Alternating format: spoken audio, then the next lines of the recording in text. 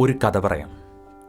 മായാമൂഷ്മിക സാമ്രാജ്യത്തിലെ ധാന്യപുര എന്നറിയപ്പെടുന്ന പ്രദേശമാണ് വേടൂരദേശം. ആയിരക്കണക്കിന് ഹെക്ടർ നെൽപ്പാടങ്ങളും അതിൻ്റെ കിഴക്കുഭാഗത്ത് നൂറുകണക്കിന് കർഷകരുടെ വീടുകളുമാണ് വേടൂരദേശത്തിൻ്റെ പ്രത്യേകത.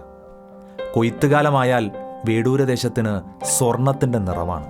കതിർമണികളുടെ ഭാരം കാരണം നെൽച്ചെടികൾ മണ്ണിലേക്ക് കുമ്പിട്ട് നിൽക്കും.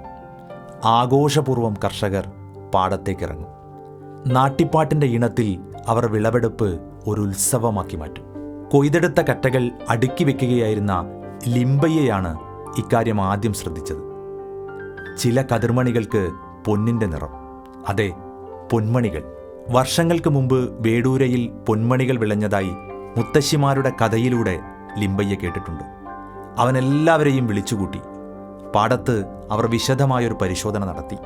അതെ, അങ്ങിങ്ങായി ചില സ്ഥലങ്ങളിൽ പൊന്മണികൾ വിളഞ്ഞിട്ടുണ്ട്. വാർത്ത കൊട്ടാരത്തിലെത്തി.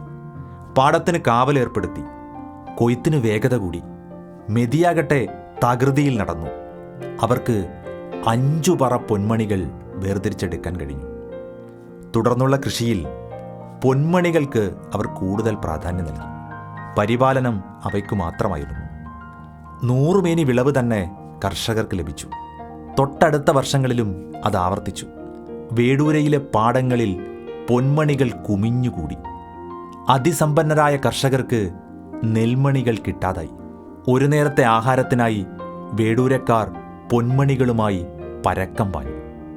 അപ്പോഴേക്കും അയൽ ഗ്രാമങ്ങളും വേടൂരക്കാരുടെ പാത പിന്തുടർന്നിരുന്നു. മായാമൂഷ്മിക സാമ്രാജ്യത്ത് ഭക്ഷ്യക്ഷാമം രൂക്ഷമായി.